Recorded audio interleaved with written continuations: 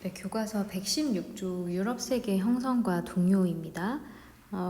이 단원에서는 우리가 서유럽 봉건 사회 그리고 이 크리스트교 중심의 서유럽 문화 이렇게 두 가지 주제를 한번 살펴볼 건데요. 이 프랑크라고 하는 왕국은 사실은 이제 로마를 세웠던 라틴족과는 굉장히 다른 민족이에요. 그리고 이 당시에 프랑크족 이외에도 지도에 보시면 앵글족, 섹슨족, 반달족, 그리고 고트족, 랑고바르드족 이렇게 다양한 민족들이 있는데 이 중에서 프랑크족이 좀 주인공이 되는 게르만족의 한 종류입니다. 그래서 게르만족은 상당히 많은 분파가 있었구나 지도에서 잠깐 보시고요. 원래 이 프랑스와 독일 이쪽 위쪽 지역으로 사냥과 보통 유목 생활을 하면서 생활을 하던 그 민족입니다. 그런데 로마 제국 말기에 점차 국경을 넘어서 로마에 들어가서 일자리를 찾게 됐고요. 특히 군인이 되는 이런 게르만족 출신들이 많았습니다. 그래서 로마의 역사에 의도하지 않은 영향을 미치게 돼서 로마의 멸망과 연결돼서 나오는 민족입니다. 자, 여기 제목 한번 먼저 적어 보실 건데 우리 이 서유럽 사회를 봉건 사회라고 정의합니다. 그래서 형성 과정과 발전 과정을 함께 보실 건데요.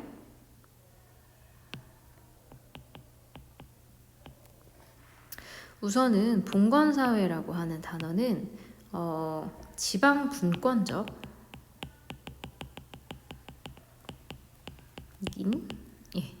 시스템을 갖추고 있는 사회입니다. 그리고 방금 보셨듯이 이 게르만족이라고 하는 주인공이 되는 새로운 민족이 등장을 하고요. 이 게르만은 여러분이 어디서 본 것 같지 않나요? 독일을 이르는 germany하고 비슷한 발음이죠. 그래서 게르만 이렇게 읽는 현재 독일, 벨기에 이런 지역에 주축을 이루고 있는 민족이 되겠습니다. 그래서 우리가 게르만족이 이동해서 내려오고 난 이후부터의 시대를 사실은 중세 유럽의 시작으로 봅니다. 그래서 이 시기가 서기 한 200년대 정도 되고요. 200년대부터 해가지고 400년 정도까지 게르만족이 세력을 확대합니다. 아까 말씀드렸듯이 로마 제국 내에서 땅을 빌려서 농사를 짓거나 아니면 월급을 받는 군인으로 일을 하기 시작해요. 그러면서 점차 로마로 들어오는 사람이 많아지겠죠. 그래서 이동을 하게 되고요.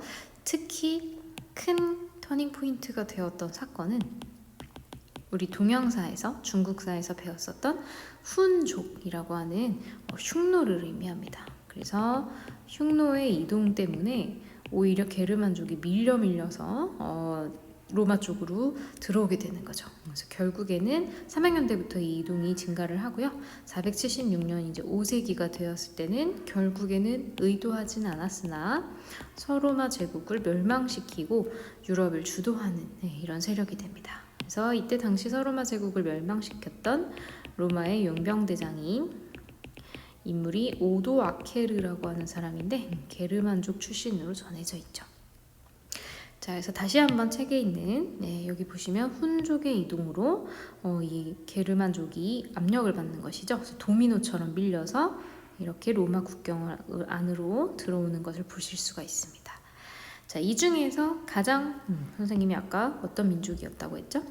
프랑크족이라고 하는 민족을 우리가 좀 중점적으로 살펴볼 겁니다. 그리고 이 프랑크족이 세운 나라를 프랑크 왕국이라고 해요. 그래서 이 프랑크 왕국은 481년부터 843년까지 그래서 우리나라의 삼국시대 정도에 해당되는데 상당히 장기간을 유지가 되었었던 나라죠. 그리고 이 지도자가 되는 왕들의 이름을 잠깐 보시면 클로비스 그리고 굉장히 중요한 카롤루스 마르텔 그리고 피핀 그리고 카롤루스 대제 이렇게 4명이 되겠습니다. 이 클로비스 같은 경우에는요, 메로베우스 왕조예요. 우리 조선 왕조, 고려 왕조 할 때처럼. 그리고 이제 피핀 같은 경우에는 카롤루스 왕조입니다. 이게 무슨 얘기냐면 왕을 하는 집안이 지금 중간에 교체가 되고 있죠. 그래서 카롤루스 마르텔부터 우리가 이제 다른 집안으로 보거든요. 그래서 이렇게 세 개를 연결을 할게요, 선생님이. 그래서 카롤루스 피핀, 카롤루스 마르텔 세 명은 다 같은 집안인데 이 카롤루스 마르텔은 원래 왕이 아니고 총리였어요. 그랬는데 이제 이 사람이 이 카롤루스 마르텔 때 전투에서 굉장히 눈에 띄는 활약을 하게 되면서 우리 당나라 할 때도 나왔는데 이슬람 할 때도 나오고 탈라스 전투, 투르푸아티의 전투 여러 문화권이 걸치는 이런 전투를 몇 개 배운 적이 있는데요. 이 투르푸아티의 전투에서 이슬람을 물리치게 됩니다. 이제 굉장히 이건 상징적인 사건이잖아요. 그리고 이때의 이슬람은 우마이야 왕조입니다. 근데 이 이슬람 세력을 물리친 거는 어떤 의미도 있냐면 당시에 크리스트교 세계를 보호했다는 의미도 있어요. 그래서 카롤루스 마르텔이 단순히 국무총리 정도에서 끝나지 않고 이 사건으로 인해서 인지도가 굉장히 높아지고 그리고 이 사람에 대한 어떤 충성심이나 존경을 하는 사람들도 늘어나게 되는 거죠. 그래서 결국에는 이제 이 카롤루스 마르텔의 아들 때인 피핀 때에는 이 왕을 교체해버리고 본인의 집안이 왕이 되게 됩니다. 그리고 이제 이건 어떻게 보면 반란이기 때문에 이거를 회복하기 위해서는 당시에 유력한 인물한테 인정을 받아야 되겠죠. 그래서 이탈리아의 중부 농사가 굉장히 잘 되는 라벤나라고 하는 지역을 교황에게 선물로 주면서 이제 그 카롤루스 왕조를 인정해달라고 청탁을 하게 됩니다. 그래서 이 사건 이후로 교황이 영토를 갖는 어떤 분위기가 형성이 되게 되고요. 지금은 여러분 교황의 영토 공식적으로 로마 안에 있죠. 바티칸. 바티칸 같은 경우가 이 교황령의 대표적인 사례가 되겠습니다. 그래서 피피는 이렇게 정치적으로 머리를 이제 잘 썼죠. 잘 써서 로마의 교황에게 인정도 받으면서 로마 교회와 이민족인데도 불구하고 끈끈이 연결되는 파트너를 강화를 하게 됩니다. 유대관계라는 표현이고요. 자, 그 다음 왕인 카롤루스 대제 때는 더욱더 프랑크 왕국이 발전하는 기틀을 닦았는데요. 옛 서로마 제국의 영토를 대부분 많이 회복을 했고 그래서 여기 지금 오타가 좀 났는데요. 여러분 연도 고쳐주겠습니다. 880년이 아니고 800년입니다. 800년 크리스마스 12월 25일을 기념해서 성당 안에서 교황이 직접 카롤루스 대제를 불러 멸망한 서로마 황제를 서로마의 부활을 꾀한 인물이다 라고 하면서 관을 직접 이렇게 이제 씌워주면서 카롤루스 대제를 공공연히 서로마에서 정치적 우위를 인정해주는 이런 사건이 발생합니다. 사실은 교황이 어떤 의도를 가지고 있었는데요. 당시에 비잔티움이라는 동로마 이제 교황이죠. 그래서 여기 간섭에서 벗어나기 위해서 카롤루스 대제를 파트너로 선택한 거죠. 그래서 당시의 교황이었던 레오 3세가 주도하는 사건입니다. 대관식이라고 하는 거는 수업 시간에 영상 보여드릴 건데 이제 관을 얹어주면서 공식적인 황제로 임명하는 거예요. 그리고 발표하면서 이제 영국 여왕 같은 경우에도 다음 후계자로 정해져도 우리가 날짜를 잡아서 대관식을 따로 처리를 하거든요. 그래서 그런 행사라고 보시면 되겠습니다. 자, 그리고 나서 카롤루스 대제는 자기 시대에 엄청난 문화적인 발전을 많이 업적을 쌓게 되는데 우리가 나중에 나오는 용어지만 이 용어를 빌려서 카롤루스 르네상스라는 이제 문화적인 어떤 업적을 세우기도 합니다. 그래서 지금 현재 서유럽 문화의 기틀을 마련했고요. 이 현재 서유럽 문화는 선생님 뭐예요? 라고 물어볼 수 있는데 세 가지 요소가 섞여 있습니다. 로마의 전통과 크리스트교의 종교적인 성격, 그 다음에 게르만 문화까지 섞인 것이 현재 서유럽 문화의 어떤 뿌리가 되겠죠. 자, 그리고 나서 이렇게 훌륭한 왕이 죽고 나서는 이 프랑크 왕국이 찢어지게 됩니다. 그래서 동프랑크, 서프랑크, 중프랑크 이렇게 세 개의 프랑크로 분열이 되게 되는데 요걸 이제 내용을 결정한 조약이 베르됴 조약이고요. 조약 체결 위치를 따서 그다음에 메르센 조약은 27년 이후에 체결이 됐는데 동쪽 프랑크 왕국 같은 경우에는 여러분이 알고 있는 지금 현재 프랑스로 계승이 됐고요. 그다음에 서쪽 프랑크는 죄송합니다. 동쪽 프랑크가 이제 동쪽에 있는 거니까 독일이죠. 도이칠란트. 그다음에 서쪽 프랑크가 현재 프랑스. 그리고 중부 프랑크는 이탈리아로 계승돼서 발전이 되게 됐습니다. 자, 그래서 이렇게 이제 프랑크 왕국의 발전에 대해서 먼저 좀 살펴봤는데요. 지금 이 시대의 분위기를 지금 추가적으로 몇 개 말씀을 드릴게요. 우선은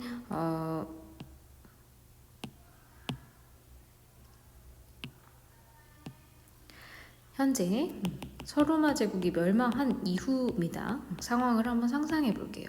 자, 서로마 제국이 거의 뭐 한 700년 이상을 넓은 제국을 시스템을 잘 갖춰가지고 통치를 했는데 갑자기는 아니지만 이제 오랜 시간에 걸쳐서 차츰 시스템이 약화되면서 관리와 군대와 행정 체계가 사라지게 됐어요. 그래서 어떻게든 권력의 공백 사태가 일어난 상황이죠, 그죠? 그래서 이런 상황에서 누가 이 역할을 해줬냐면 교회가 역할을 해줬어요. 그래서 교회가 도시를 보호해주고 사람들에게 이건 하느님의 뜻이야 라면서 이 기회를 이용해서 전도 활동을 하게 되죠. 그래서 원래 로마의 국경 바깥에 살던 사람들은 다신교를 믿는 사람들이 많았어요. 그리고 자기네 민족 고유의 전통 종교 이런 것들을 많이 믿고 있었는데 많았던 이런 농촌과 그리고 게르만족 특히 게르만족들도 게르만족 켈트족 다 마찬가지로 다신교거든요. 근데 이들이 개종을 선택을 하게 되면서 바로 아타나시우스 이제 이 크리스트교로 개종을 하게 된 것이 게르만족의 큰 어떤 승부수가 되었습니다. 그리고 이렇게 전도가 되는 거는 신도수가 늘어나는 거잖아요. 그래서 이 신도수가 늘어나면서 크리스트교의 교세가 확장되는 과정을 로마 주교가 지원합니다. 그러면서 원래는 5개의 교구가 있는데 이 중에서 로마 교구라고 쓸게요.